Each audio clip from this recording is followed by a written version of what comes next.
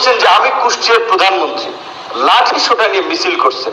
তো একজন এমপি ওয়াজের মাঠে সে তার নারী সংসদ সদস্য ওই সেম ল্যাঙ্গুয়েজটি আমি বলি যে পেট দেখা যায়, বুড়ি দেখা যায়, এই সমস্ত কথাবার্তা বলে ওয়াজের মাঠে।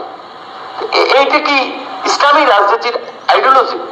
এটা তো জামাত অ্যাকসেপ্ট করতেছে, জামাত তো এটাকে প্রমোট করতেছে। কারণ ওই এমপির বিরুদ্ধে কি জামাত কোনো ব্যবস্থা নিয়েছে যে আপনি আপনার সংসদের কলিগ, আপনার এমপি, তাদের নিয়ে আপনি এই ল্যাঙ্গুয়েজে কথা বলছেন? একটা শোকজ দেখেছেন আপনারা? দেখেন নাই। কিন্তু একটা ঘটনার প্রেক্ষাপটে বলছেন যে আমি কুষ্টিয়ার প্রধানমন্ত্রী, লাঠি সোটা নিয়ে মিছিল করছেন। তো এই উগ্রবাদী গোষ্ঠীকে সরকার যদি বিরোধী দল হিসেবে খাতির করে সুযোগ দেয়, কয়েকদিন পরে আমরা সরকারকে দৌড়ানোর জন্য লাঠি সোটা নিয়ে কিন্তু রাস্তায় নামবে।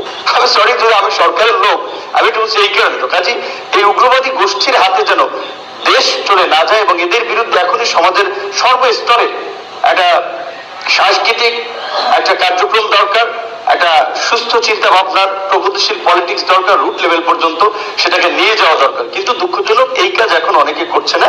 সিজিএস এর এই জন্য এই আয়োজনকে আমি ধন্যবাদ জানাই এবং এই ধরনের প্রোগ্রাম থাকলে আপনারা এরকম স্টেক হোল্ডারদেরকে নিয়ে যদি করতে পারেন, দেশ সমাজ